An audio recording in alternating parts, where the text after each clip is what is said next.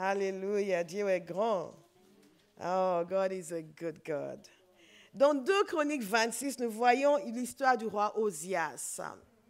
Vous allez me dire, qu'est-ce que Osias a à voir avec Dieu, le Saint-Esprit? C'est une petite phrase très simple. Alléluia. Le roi Osias a succédé à son père Amazias. Et son père Amazias avait bien commencé à servir le Seigneur. Mais Amazias, à un moment donné, s'est détourné du Seigneur. Et il a été assassiné plus tard. Il a été succédé par son fils Osias. Et on pouvait se dire, oulala, il va être comme son père. Mais en réalité, non, du moins au tout début. Il a vraiment marché avec Dieu. Et ce qui est intéressant ici, c'est ce qu'il nous a dit concernant Osias. Il a commencé à régner à 16 ans. Imaginez cela. Si vous avez des enfants de 16 ans, ne les traitez pas comme des bébés. Ah. Si vous avez des enfants de 16 ans, ils doivent déjà être convertis. S'ils ne sont pas encore convertis, mettez vos genoux par terre et criez à Dieu. Ça tombe bien, on va parler de prière ce soir. Et je vais mettre quelqu'un au défi de choisir, de devenir, à partir de ce jour, un homme et une femme de prière. Amen. Alléluia. Et donc, le roi Osias, il nous a dit, a commencé à régner à l'âge de 16 ans. Il nous a dit au verset 11, il a suivi le signe. Osias disposait d'une armée de soldats qui allaient au combat par bande. Leur dénombrement avait été effectué par Jéel, le secrétaire, et par le commissaire Masséja. Ils étaient sous les ordres de Hanania, l'un des chefs du roi. Le nombre total des chefs de famille pour ces vaillants guerriers était de 2600. Ils commandaient une armée de 307 500 soldats, capable de venir en aide au roi contre l'ennemi. Osias leur procura pour toute l'armée des boucliers, des lances, des casques, des cuirasses, des arcs et des frondes. Il fit faire à Jérusalem des machines inventées par un ingénieur et destinées à être placées sur les tours et sur les angles pour lancer des flèches et de grosses pierres. Vous voyez le niveau d'avancement technique qui existait sous le règne d'Osias. Et on pourrait dire, wow, cet homme était vraiment très intelligent, il était vraiment très discipliné, et certainement il était tout cela. Mais voici ce que nous dit la parole de Dieu. Sa réputation s'étendit au loin, car il fut merveilleusement aidé jusqu'à ce qu'il soit devenu puissant. Il fut merveilleusement aidé jusqu'à ce qu'il soit devenu puissant. Qui rend les hommes puissants?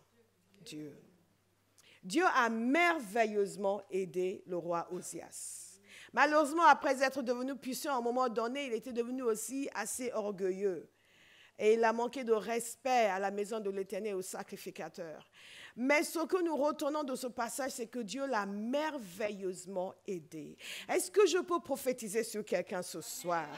Qu'à partir d'aujourd'hui, Dieu va merveilleusement vous aider. Et vous allez le sentir. Amen. Il y a quelque chose qui est fondamental dans la vie d'un enfant de Dieu, c'est de comprendre que nous ne sommes pas seuls. Nous ne sommes absolument pas seuls. Je suis ici en train de vous parler, vous ne voyez que moi, mais je ne suis pas seule. D'abord, je ne suis pas venue ici de moi-même. Je ne suis pas venue ici parce que j'ai eu une bonne idée de venir faire cette conférence. Je n'ai pas commencé à annoncer l'évangile parce que j'ai trouvé que ça pouvait être un bon plan de carrière. Je ne suis pas ici debout physiquement en ce moment seule. Vous me voyez ici, mais je suis habitée. Ha! Hey! Hey! Je suis habitée. Et ce n'est pas le vin. Zemagare baba baba shekata. Je ne suis pas seule.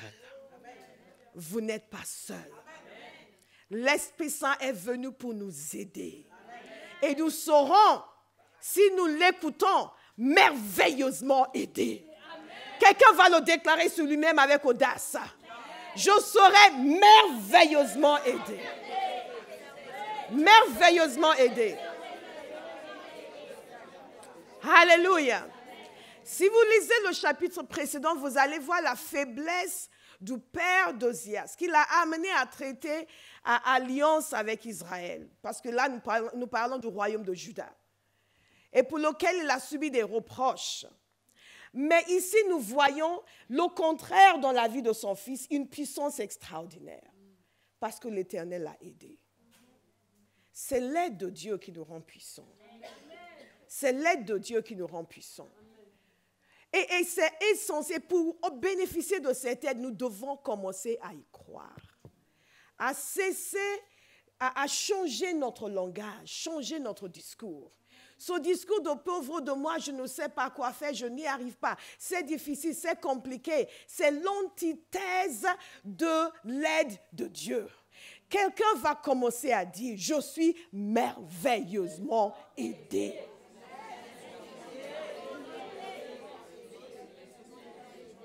Alléluia.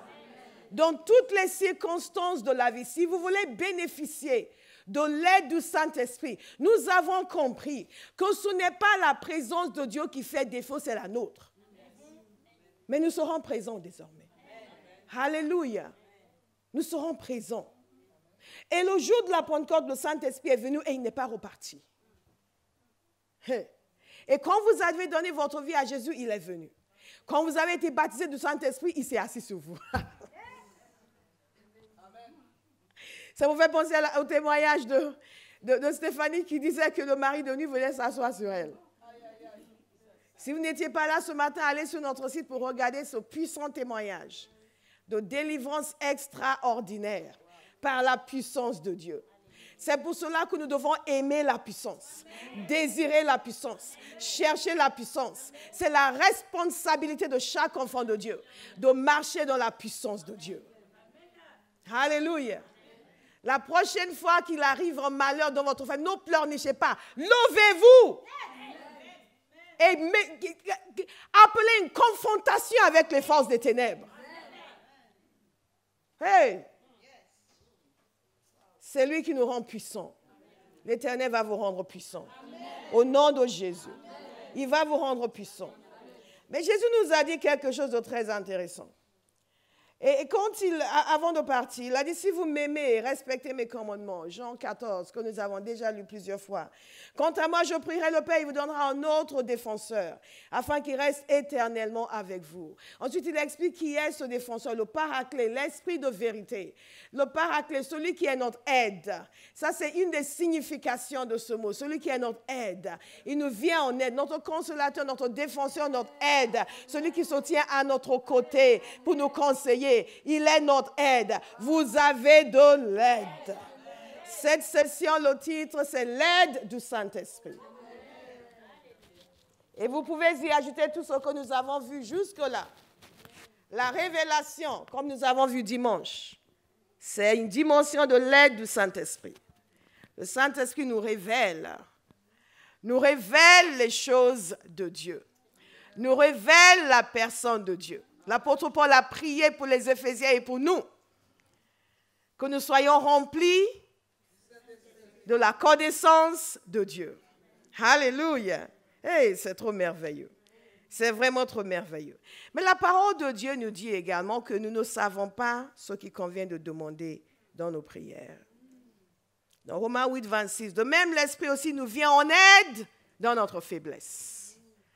Le Saint-Esprit nous vient en aide dans notre faiblesse. Le Saint-Esprit nous vient en aide dans notre faiblesse. Notre faiblesse, c'est une invitation à l'aide. Ce n'est pas une invitation à la tristesse, ni à la dépression, ni aux larmes, ni aux plaintes, mais à l'aide du Saint-Esprit. Quelqu'un va changer de perspective. Nous n'avons pas le temps pour être tristes. Nous n'avons pas de temps pour être malheureux. Nous avons trop de choses à faire. Alléluia. Nous avons vu que pour recevoir la puissance ce matin, il faut accepter le mandat de Christ. Il faut accepter la mission de Christ.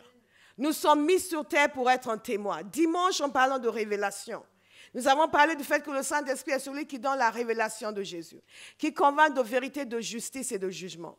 Et que Jésus lui-même nous a dit que nous serons ses témoins. Nous sommes censés aller faire des nations des disciples. C'est la seule raison pour laquelle nous sommes sur terre. Je vais le répéter pour quelqu'un qui pense qu'il est sur terre pour accumuler de l'argent. C'est la seule raison pour laquelle nous sommes sur terre, faire des nations des disciples. Et que si vous n'êtes pas en train d'être un témoin, vous êtes en train de rater votre vie. Je le dis avec amour. Parce que vous n'êtes pas encore mort, on peut encore se rattraper.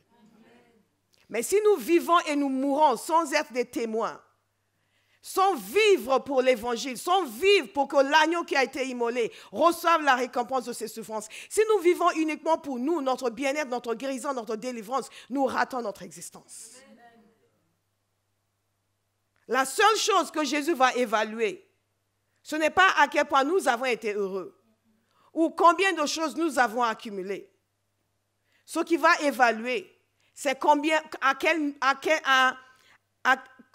point nous l'avons enrichi, lui. Nous sommes sur terre pour enrichir le Père. Nous sommes sur terre pour enrichir le Père. Et sa richesse se compte en âme. Alléluia. Et c'est pour ça qu'il nous a donné le Saint-Esprit. Dieu, le Saint-Esprit, n'est pas venu sur terre juste pour que nous nous sentions un peu mieux. Il est venu sur terre parce qu'il y a une œuvre que Dieu veut accomplir. En nous et à travers nous. Nous sommes des témoins. Et il nous vient en aide. Israël avait une mission. Dieu n'a pas choisi Israël juste pour pour les dorloter, s'occuper d'eux. Non, il les a choisis pour être le peuple mis à part pour Dieu, à travers lequel le Messie allait venir pour le salut de l'humanité. Est-ce que vous me suivez? Cette nation avait et a une mission rédemptrice. Et c'est la raison pour laquelle la vie de chaque roi était si importante pour Dieu. Pas juste parce que cet individu est sympathique, mais parce que son comportement avait un impact sur l'accomplissement du projet de Dieu.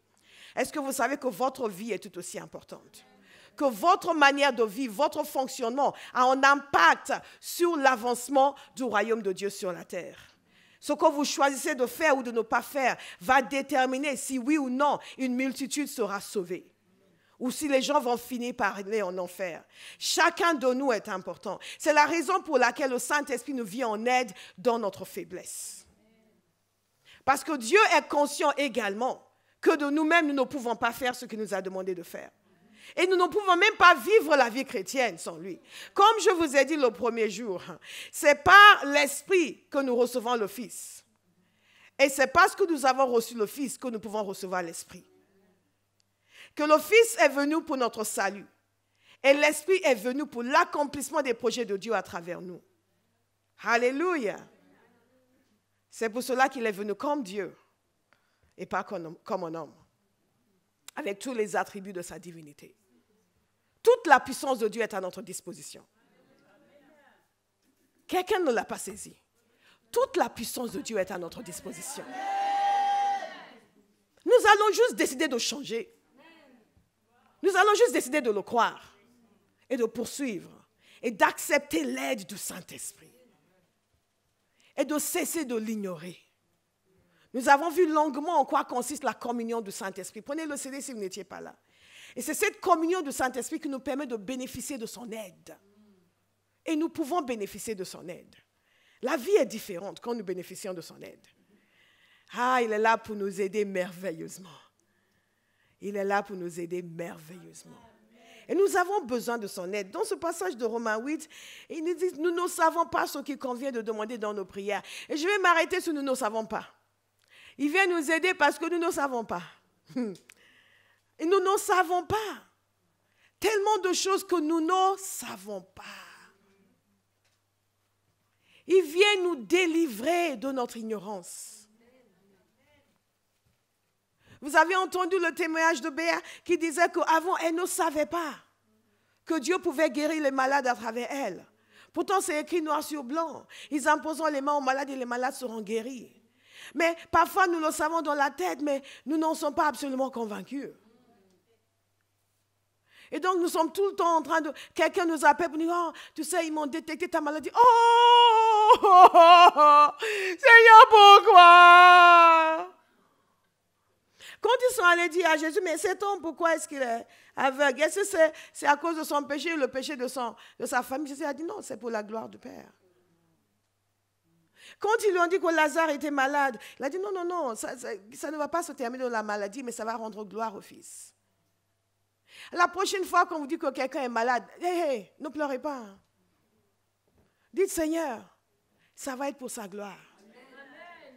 Tout de suite, dites-le, Seigneur, je refuse de me laisser avoir par la dépression. Je déclare que ce sera pour la gloire du Fils de Dieu. Prenez position. Parfois, nous ne voyons pas la puissance de Dieu agir parce que nous ne laissons pas l'Esprit nous aider dans notre faiblesse. Tellement de choses que nous ne savons pas. Pourquoi telle chose arrive, nous ne savons pas. Et parfois, il veut nous montrer. Voilà pourquoi tu es dans cette situation. Maintenant, voilà ce que tu dois faire pour en sortir. Quelqu'un va commencer à écouter le Saint-Esprit. Quelqu'un va vraiment commencer à écouter le Saint-Esprit. Comme j'ai dit dimanche, nous avons besoin de commencer à nous méfier de nos pensées et de nos idées, de nos certitudes. Rien que le fait que nous étions perdus dans le monde sans espérance devrait nous donner beaucoup d'humilité. Pour dire, si j'étais si futé, je serais venu à Jésus à 3 mois. Au lieu d'attendre 25 ans, au lieu d'attendre 50 ans, au lieu d'attendre 60 ans. Ça devrait déjà nous donner beaucoup d'humilité pour dire que hey, I'm not all that in a bag of chips. Comme on dit en français. Vous avez compris?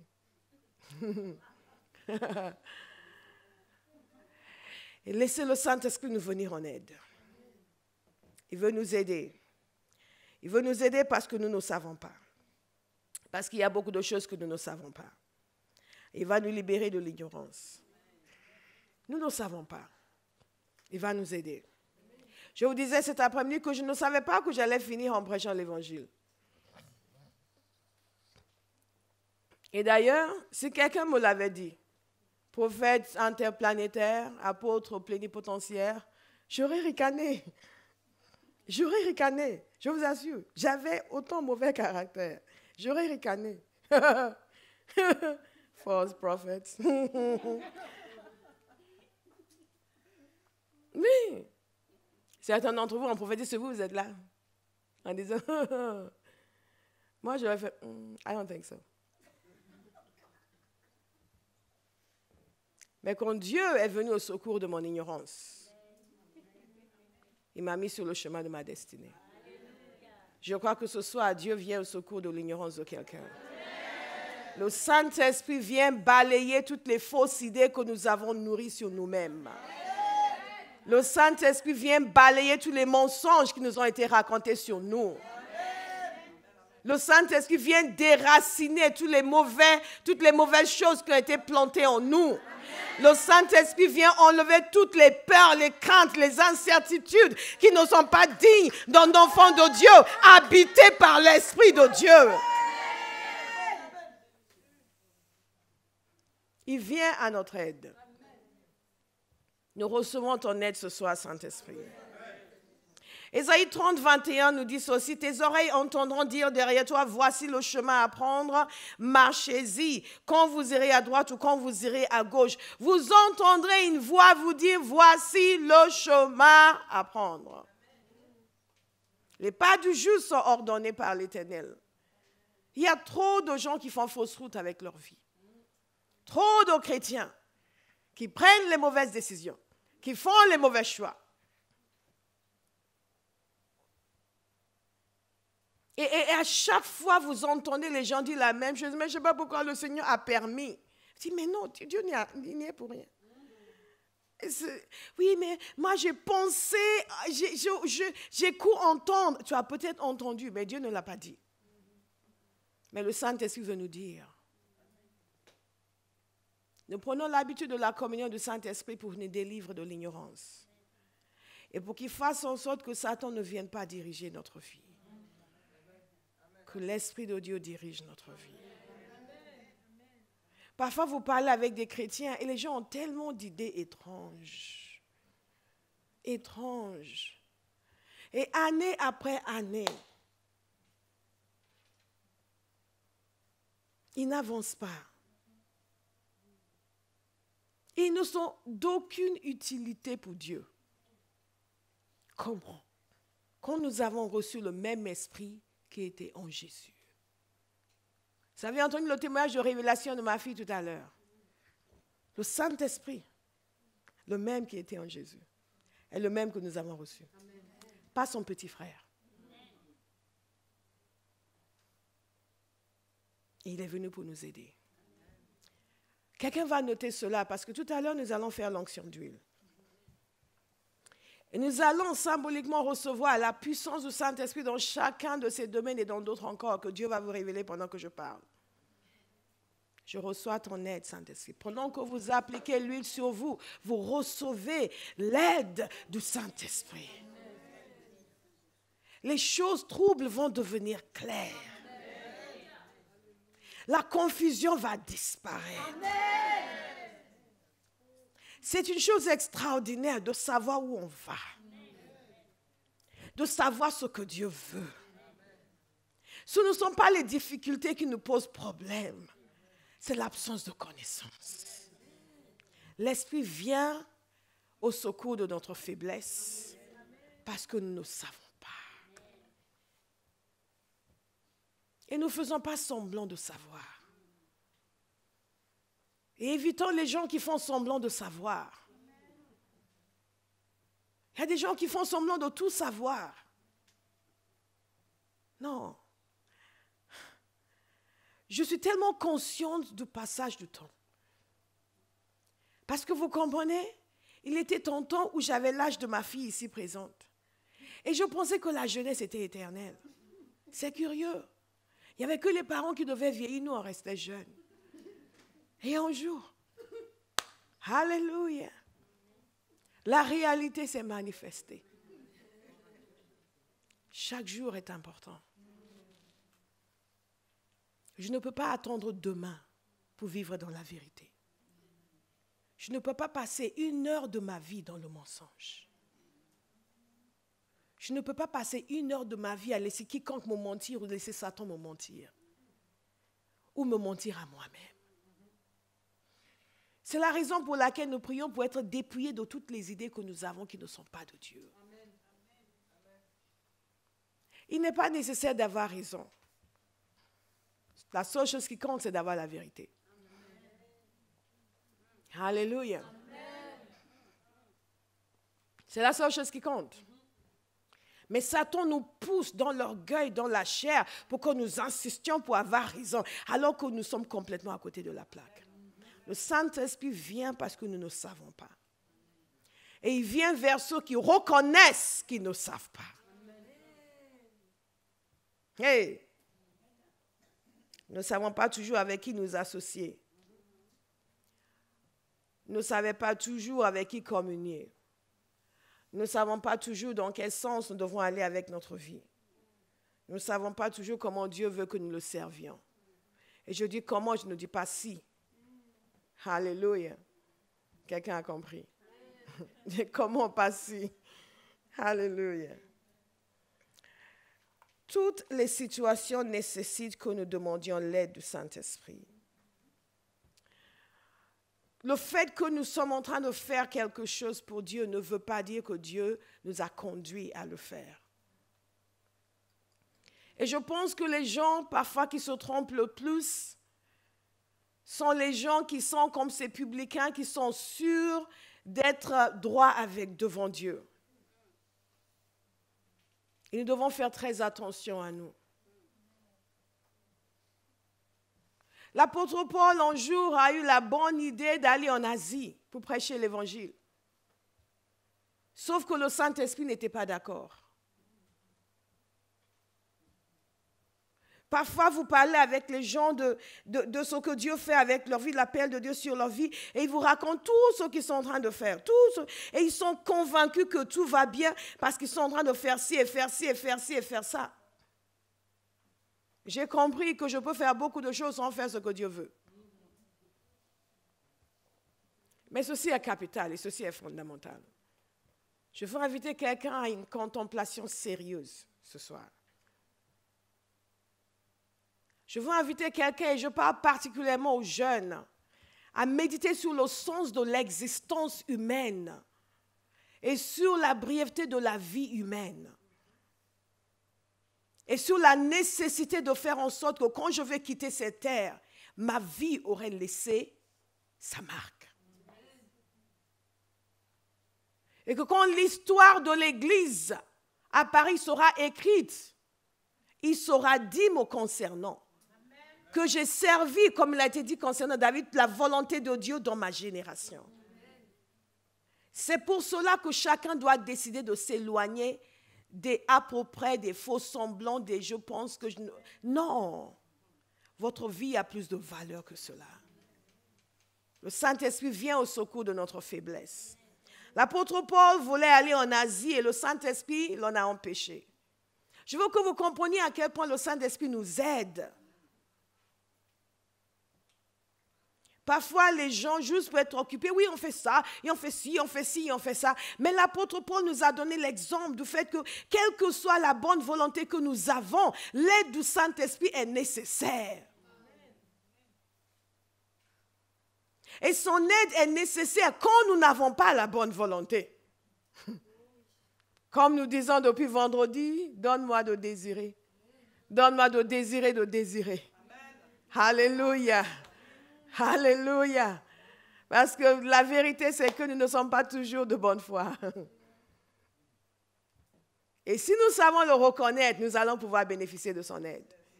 Et c'est un des moyens par lesquels il nous aide. Il nous donne un cœur bien disposé. Et parce que parfois, il nous dit ce qu'il veut que nous fassions, mais nous avons beaucoup de raisons pour lesquelles, ah, Seigneur, tu sais que... Et là, je dis, Seigneur, donne-moi de vouloir ce que tu veux. Donne-moi de vouloir ce que tu veux. Priez cela, on continue sur votre vie. Saint-Esprit, je veux vouloir ce que le Père veut. Je veux vouloir ce que le Père veut.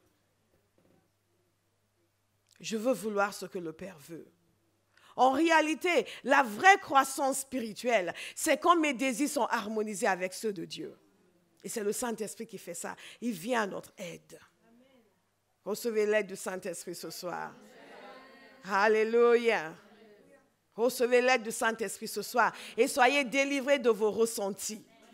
Mais je sens que, oubliez ce que vous sentez. Qu'est-ce que Dieu dit? Nous ne sommes pas l'esclave de ce que nous ressentons. Nous sommes l'esclave du Christ. Alléluia. Il vient à notre aide. Il a aidé l'apôtre Paul. Il l'a empêché d'aller en Asie. Pas parce qu'il n'aime pas l'Asie, parce qu'il a fini par l'envoyer en Asie. Rappelez-vous les lettres des lettres de Jésus. C'était des églises d'Asie. L'Apocalypse. Donc, il a fini par y aller. Mais là, il a dit non, on ne va pas en Asie. Combien d'entre nous entendront cela? C'est ce que nous voulons que Dieu fasse dans nos vies à partir d'aujourd'hui. C'est ce que nous voulons que Dieu fasse dans nos vies. Qu'il fasse un nettoyage. Et que les choses que nous avons cru entendre, que lui n'a pas dit, soient nettoyées. Et soient balayées.